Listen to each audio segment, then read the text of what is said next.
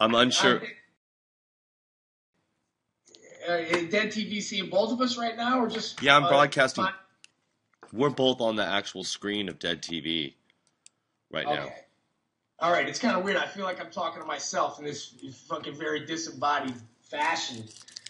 I love how you put your hoodie on. I'll put my hoodie on too. Wait. Yeah, I got my hoodie on. So we're like this shadowy network of like hackers or something. They can use this image on the news. I hope they do. This like hacker convention that we're having internationally right now. Like I got my hoodie on, you got your hoodie on. Hacker convention. It's funny. I can barely type, man. I know exactly. Well, you hack at it. I hack at it. Keep hacking away at it. Right on, dude. Well, I've been wanting to call for a while. It was my first real opportunity, and I just wanted to say I really appreciate everything that you're doing, man. It's fucking, I don't want to kiss your ass or nothing, but it's fucking great. And BJM really like changed my appreciation for music, you know, which I was really getting really fucking sick of when I started listening to you guys or became aware of you guys and a few other bands. It fucking really got me, you know, my motor running creatively. What was it? Well, tell us a little bit about when it was growing up. Like, when did you start getting touched by music in an inappropriate manner? Well, I grew up in a so-called broken home, and my mom dated guys that were much younger than her. Yeah. So they turned me on to whatever they were listening to, and this was, you know, late 60s, early this stuff, you know, mostly retro, you know, classic rock mostly. Yeah. And I stayed fixated on that, unfortunately, for a long time because I missed out on the Manchester thing in a big way. Yeah. And I hated what was happening in the 80s in a lot of respects. You're just like me. Oh, really? Yeah. It's like you're giving me the lowdown. It's like you're just like reading from my Wikipedia page before they said, what are all these psychos? Why is, you know, until somebody complains, like there's people, I forget, what's that fucking stupid bitch in England that has a cooking show? But she's really lame. The one that went to Australia and was wearing like the full UV wetsuit out in public. Yeah, she's like some rich lady. But anyways, I was looking at her Wikipedia. Nigella Lawson. She's awful. But I was looking at her Wikipedia page, and it looked to me like, because I was like, who the fuck is this person in the news every week? Like on Daily Mail. So I looked up her Wikipedia page, and it was literally longer than Abraham Lincoln's. And I was just like, what the fuck? And I was like, oh my god. And then so I like looked at the administrator of the page, and it was some disabled person from South Africa. I was like, what is this fucking quadrispaz just sit there all day typing out with his little fucking Nigel? Does she pay this person to update like every single hour, like add another paragraph to this page? It was insane. I was just like, fucking hell. This person's actually like treating Wikipedia like it's an advert. Well, I mean, my blood sugar addled brain right now is hard tracking all this right now. But you know, the weird thing about music in the 80s is that I was looking backwards in a lot of ways. You know what I mean? And I lamented the fact that I was growing up in the Reagan generation, sort of. Mm-hmm. You know what I mean? And like I longed for fucking something, man. And it was so commercially orientated that I felt disconnected from fucking reality. Yeah. You know? It's just fucking completely retarded. And so that's why I feel gratified sort of about, you know, my involvement with the Occupy people in Seattle and shit, and different things like that are happening, you know what I mean? Even though I'm kind of in the thick of middle age right now, you know what I mean, bro? Yeah. I'm a little worn out, man, but... You're never too old to get abused financially, I guess. Dude, that's why I work with autistic children. Yeah. Yes. Because I get fucking abused. That must be what I get out of it. You know what's really interesting about autistic people is you have to, you know, they have to give you permission to sort of let them in their world. Like when people have pretty severe autism, it's like, but certain people that don't have that degree of autism, because there's arguments that a lot of creative people that are screwed on tight actually have autism. But anyways, to varying degrees, there's all kinds of wacky theories about that stuff. But anyways, like my own one of my friends, she has an autistic son. And it's Oh, just yeah? like immediately, like at first, when I first met him and started talking to him, it was like I felt really so sad for his lack of ability to communicate in a certain way or whatever that I would like to see from a young person, you know? But Mm-hmm. then, like that almost that empathetic thing almost made me want to cry for 1 second. Then I got right over that, and within a couple minutes, I was like right in his world, like he opened up completely to like how I communicate, and he was all cool. See what I'm saying? Like, Oh, I and understand. not everybody has that. He's gotten a lot better, like as far as him, his outward nature and communicating and all that stuff. He's got good school and everything. But it was really That's important. cool. Like, he's just like the minute they decide that you're okay in their world, then it's so weird. It's so strange. Like Sure, some people and have that power that you can just like walk right through that barrier, and it's just yeah, like anybody else. They're just a little bit more quiet, maybe. oh, absolutely. And I tell you, they occupy a plane of existence that makes functioning in ours, in a certain respect, irrelevant, Yeah, except for the fact that they need to survive in ours. yeah, In many ways, it takes an empathic or a shamanic sort of ability and definitely. to relate to them, because it's so easy to have preconceived judgments. I mean, the stuff that my kids do, like on a day-to-day basis, that I have just come to accept is, well, it tests me all the time. You know what I mean? But Yeah, at the same time, I'm like, okay, man, I dig it, man. You wanna, And so we are encouraged to actually incorporate some of their behaviors into what we're doing, sure. and it's amazing how we can fucking interact then. And suddenly, when you approach them without judgment, which I Yeah, think is what you're talking about, yeah, it's fascinating. My only beef was that I endure a lot of I get chairs and shit thrown yeah, yeah, and yeah, yeah. things, you know what I mean, Sure. that make it difficult on a day-to-day basis. But I love my kids, man. They're awesome. Yeah. They're the real deal. Well, isn't that a weird situation where when you kind of have that empathetic personality and you come upon somebody with that's challenged in certain ways from your perspective, and then all of a sudden you're bummed for their lack of liberty, not like liberty like Alex Jones liberty, but just in general. You know what I mean? Like you're like, oh, this is so sad or something, and you don't even know what, like, basically after a certain age, it's like this kid that I know, in California, he's just like, he's probably enjoying life better than anybody else and has less worries. He's got it, keeping it like the rubber on the road.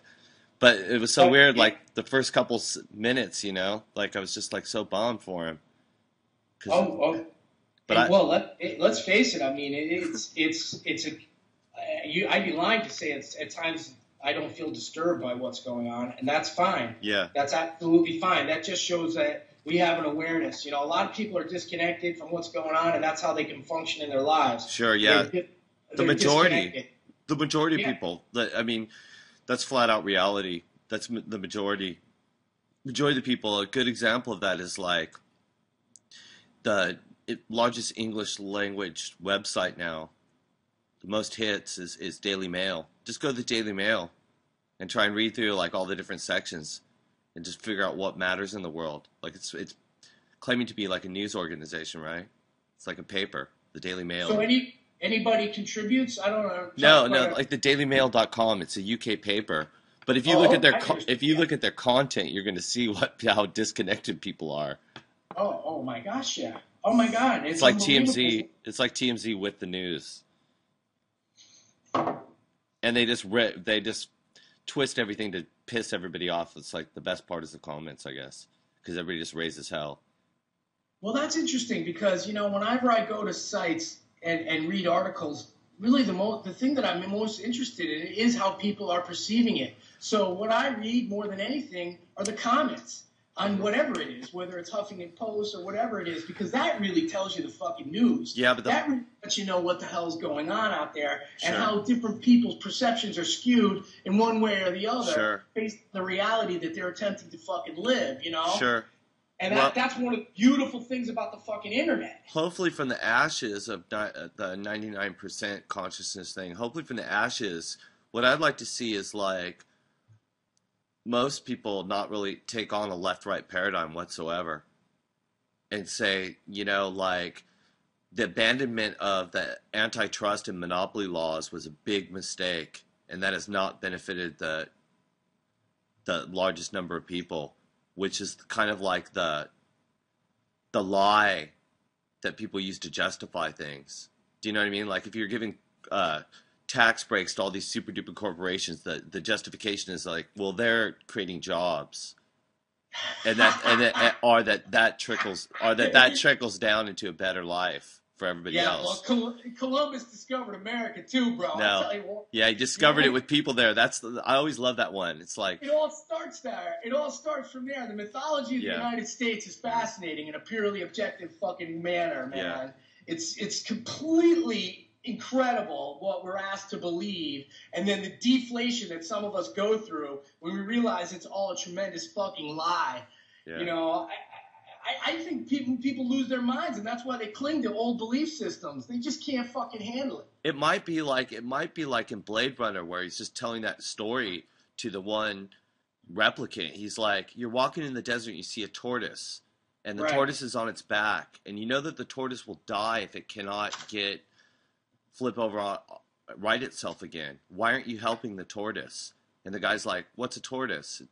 It's like a turtle, but it lives on land. Why aren't you helping it? What do you mean I'm not helping it? But that isn't even the question. See, because a tortoise can right itself. Obviously, for millions of years, tortoises have been doing that. It's obvious, but he just gets hung up on the semantics of the conversation, and it shows that he's a robot. So maybe the jingoism and the ideology that you're taught in the fake civics thing, right, is just a test to identify, like, if you're even bothered by reality, then you're someone to look out for. So maybe they just teach you that shit to see what your reaction will be, and that identifies your station in society, whether it's on depending on who's looking at it. Could be prospective employer or law enforcement.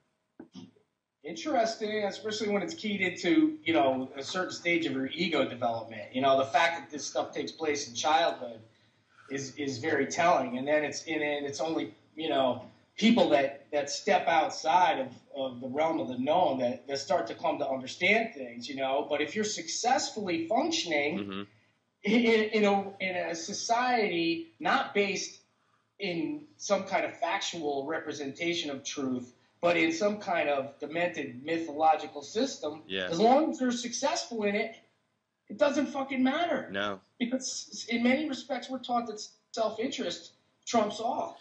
It's really interesting, too, because, you know, then there's all the, like, drowning man scenarios, right? It's your natural reaction to somebody's drowning is just to go, like, grab them, but they'll grab onto you and take you down. So it's like you need this tool to distance yourself to it. Yeah, absolutely. So weird. So weird. Like, I was just thinking yesterday, maybe I was talking to Butch Huffington. I was thinking, like, you know, in modern life, I was thinking about young people, like, the potential minefield. There's so many different things. Like, you could be this young person and just listen to Demi Moore talk about how good her fake Kabbalah works. You know what I mean? And you would just go do that, and then you'd be fucked on that path.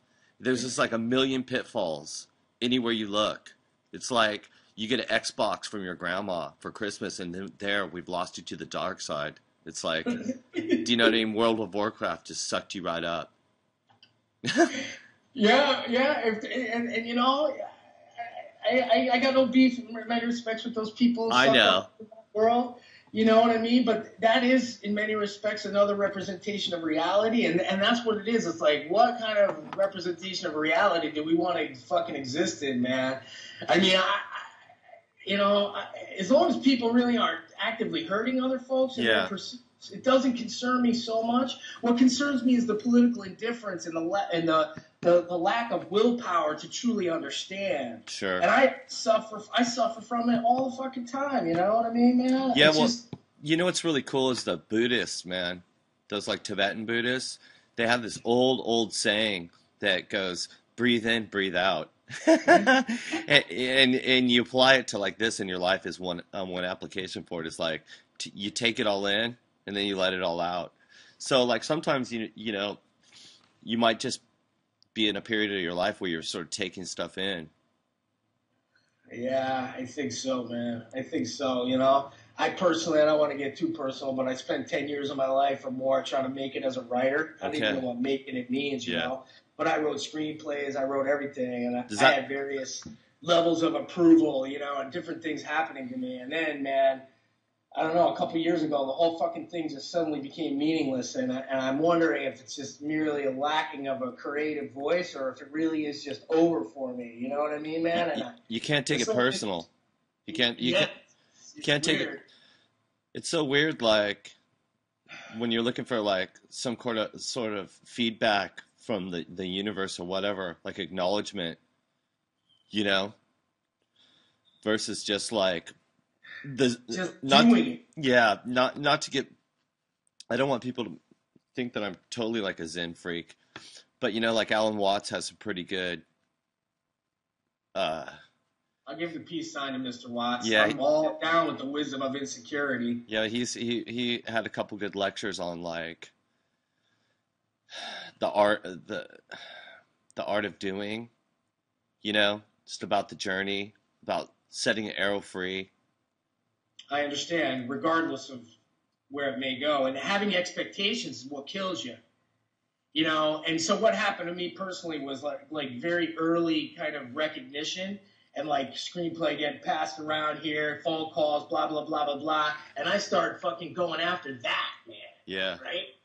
Which fucked me. Yeah. Because what is that? It still comes down to sitting down and doing the work, no matter what it is. I mean, you're a very gifted musician, so it's a different ballgame for you. You know what I mean? Same thing though, because you know you have to deal with a lot of different things. The weirdest thing is about the acknowledgement of the actual machine. When you look at what you're looking for, it's like how much in the big picture. You know, you've seen some movies that might have touched you and read some books that have made an impact and help giving you some things to look, like some inspiration to look for more ideas or whatever. Of course. Have illuminated the path a little bit, so you know you can see there's no trolls right there, so you keep walking. But then if you look at like the mass media, there's nothing there for you. So it's like you're looking for acknowledgement from this thing that's culturally devoid of any sort of redeeming quality. So that's always a weird one too.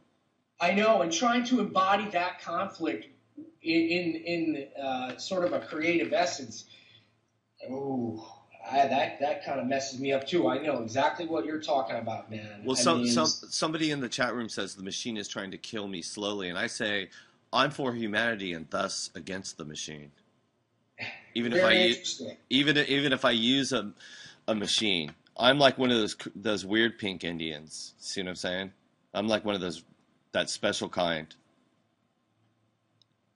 Weird pink Indian, no doubt. You know, you're definitely of the special kind, no doubt about it. So, I mean, what you're doing right now is such an alternative. This whole dead TV concept, you know, it's so much more intriguing, you know, even on its fucking worst day as a concept than fucking anything that's going on out there. That's why I'm here right now. Cool. You know, that's an incredible compliment. Thank you, because it gets. I don't have a TV. I got something I watch movies on because I like to watch fucking cinema. You know what I mean? But I'm not disconnected. I'm not connected to any of that shit. Yeah, I'm fucking here. Well, that's how they're going to catch us all and put us in the pokey, is because we have no cable connections. Right, man. Right. They'll follow the cable, but it isn't connected to the house, and they'll go, well, just stop by all those houses that don't have cable bills and bust all those people first. Right. And then, you know, getting back to the fucking purity of the creative moment, I think that's what we're looking for. It's like I can still go back to my 10-year-old self or my 12-year-old self that watched a certain movie or listened to a song and was in that moment where the creative energy actually gives birth inside somebody else. And it's like, holy shit, you know, like George Lucas maybe talks about his movies are shit basically, but he understands that essence. Sure. Or Steven Spielberg. When you're sitting there in the cinema going, this is existence to me. Yeah. Okay, this makes all that other fucking shit go away. Go away, and this is what's relevant. And when I'm writing a screenplay or doing whatever I'm doing with my writing, and I catch that fucking wave, you know, or am in that moment, then that's when it has value. Well, that's all the stuff, man. Fuck, man. But also when you're dealing with the suspension of disbelief, and you really understand that, then there's a whole palette of colors that you can use, because what I'm really interested in, and the FBI can quote me on this in my profile, what I'm really interested in is the variables in that. Like, as an artist, I'm really interested in what grabs my attention and makes me obsess on it, but at the same time that I can walk away from it at the same time. So I want it to be able to completely hypnotize me and grab my soul, but I want my soul to be able to break free from it. See, that's like taking it right to the precipice. See, because there's a lot of things that people in music, you know, like big news a couple weeks ago was the Stone Roses are gonna play some shows, right? Yeah. And so a lot of people are like, "This is fucking great." All they have is that one record that was great, but man, they took some of those songs to such a level that it captured those people's souls and didn't give it back. Right? Yeah, but I'm not into that. See? No, I know what you mean. I don't, you know. Like, I don't even strive to do that. Like, I just want something that completely tears, like, just puts me in chains, but I want to be able to pick the lock. See what I'm saying? Right. So, well, I mean, I think that the Stone Roses in particular, like a lot of it, merely kind of sums up moments in time for me. You know, it's a nostalgic fucking element that runs eternally, an eternal fucking Let's not cycle. get up on them. Let's not get up too deep into their thing, because we know that they were great and all that stuff, right? But no, I understand, but people are trying to recapture that. But just that thing, they couldn't even get away from it. See, what they're so tricky. They trick themselves with the quality of their thing. See, they can't even get away from it. I see what you mean. That wrecked their second record, because nothing could match that. See, it's like, if God could do anything, can God make a 7-layer burrito that God can't finish? You know, that could you imagine, like, God, like, playing some trick? Well, if God can do anything, can God create a prison cell for God that God can't get out of? Right, you're absolutely right, and so there is a concept there. I mean, in a larger sense, that concept of the second record. You know what I mean? Yeah. I understand, and all the influences that are brought to bear on that, man. It's finding that purity of creative vision. You got to have joy in what you're doing. Absolutely. You know, if you lose it, then don't. You know, I don't know. That's a hard spot to be in, I guess. I suppose, especially once you've attained that sort of, you know, that kind of success. It's mind-boggling. I guess that's what Andy Timmer was trying to get at a little bit with that Dig movie. You know, I don't, you know, especially coming out of that time frame of the 80s, man, which was fucking so insane, man. I just didn't understand what the hell was going on all around me. You know what I mean? Just tell us. Do me a favor. Tell us all about that for 1 second while I take a pee. Go ahead. Oh, yeah. Well, hey, Devorah, are you out there? I can't see you. This is probably pretty boring for most people on the fucking chat.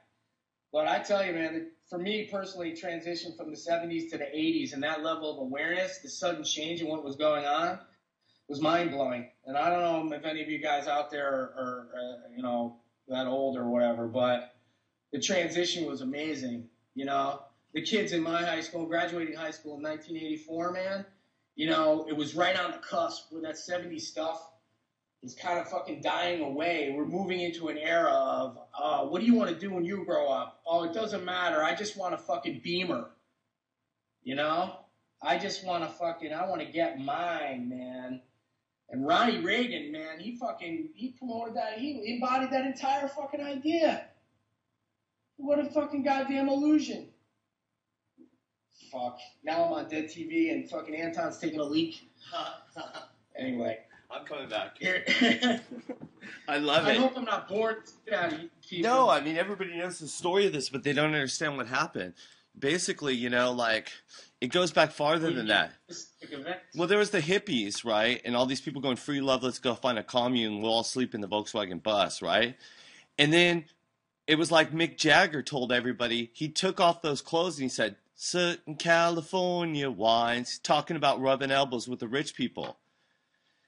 He didn't want none of that. They bought everybody into it, and they said, now follow this. I'm your leader. And then it was like, well, let's trade in the Volkswagens for the Volvos.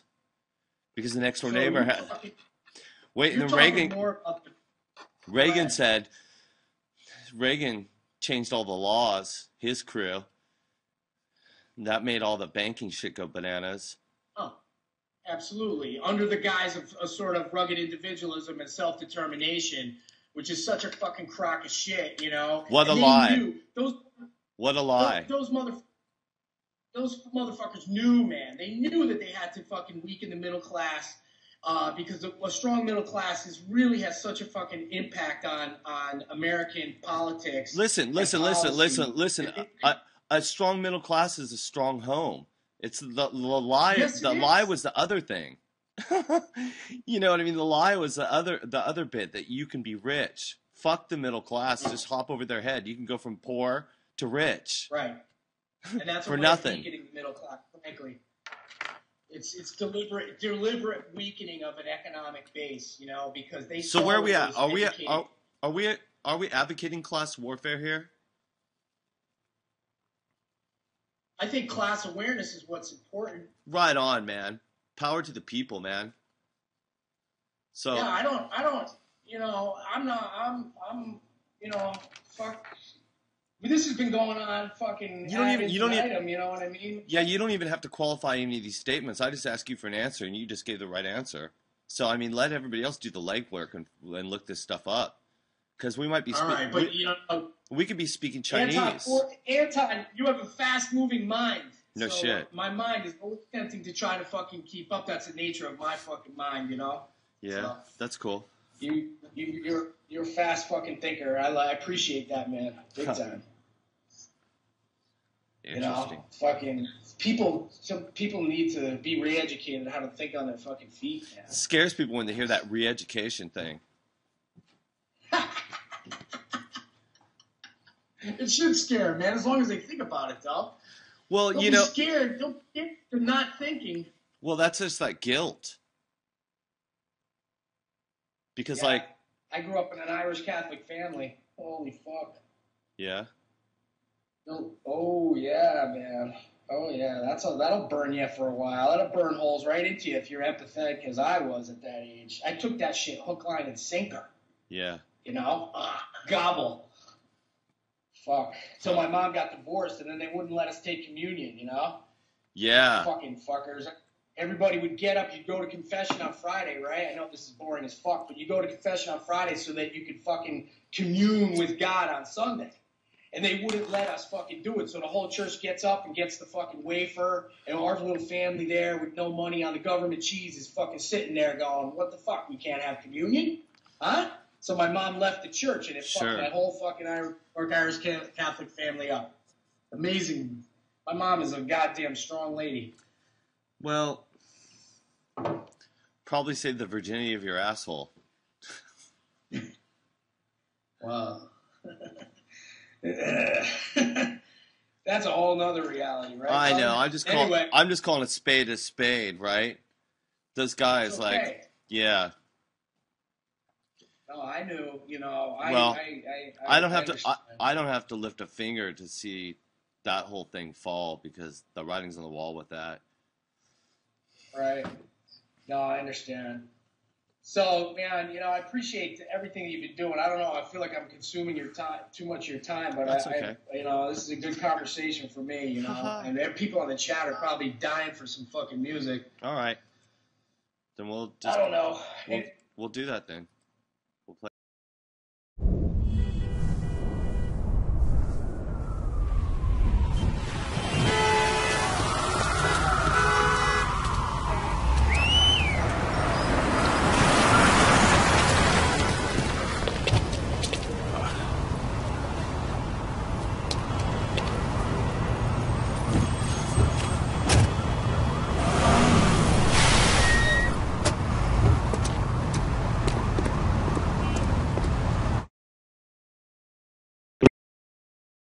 you.